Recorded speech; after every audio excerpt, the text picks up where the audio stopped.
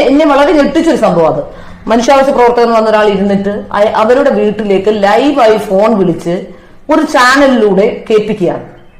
ഇങ്ങനെയാണോ ഒരു പ്രശ്നം പരിഹരിക്കേണ്ടത്? യഥാർത്ഥത്തിൽ മനുഷ്യാവകാശം നേടിക്കൊടുക്കാൻ, അല്ലെങ്കിൽ ഒരു പൗരന്റെ അവകാശം എവിടെയെങ്കിലും ഹനിച്ചാൽ അവർക്ക് അവകാശം നേടിക്കൊടുക്കാൻ ഇടപെടുന്ന സംഘടനകൾ, ഈ സംഘടനകൾ ഇങ്ങനെയാണോ പ്രവർത്തിക്കേണ്ടത്? യഥാർത്ഥത്തിൽ പറഞ്ഞാൽ നമ്മളൊരു മനുഷ്യാവകാശ ലംഘനം നടന്നു കഴിഞ്ഞാൽ നമ്മൾക്ക് ഏതൊരു വ്യക്തിക്കും, അവിടെ ഒരു മനുഷ്യാവകാശ പ്രവർത്തകനോ ആവണമെന്നില്ല, ഏതൊരു പൗരനും ആ വിഷയത്തിൽ ഇടപെടാനുള്ള അധികാരമുണ്ട്, അവകാശമുണ്ട്. പക്ഷെ നമ്മൾക്ക് എതിർവശത്ത് നിൽക്കുന്ന ആ വ്യക്തിയുടെ മനുഷ്യാവകാശത്തെ ഒരിക്കലും നിഷേധിക്കാത്ത രീതിയിൽ അല്ലെങ്കിൽ ഹനിക്കാത്ത രീതിയിലാണ് നമ്മളുടെ ഇടപെടൽ നടത്തേണ്ടത്. ആ ഒരു വിഷയം എന്റെയും ശ്രദ്ധയിൽപ്പെട്ടിട്ടുള്ളതാണ്.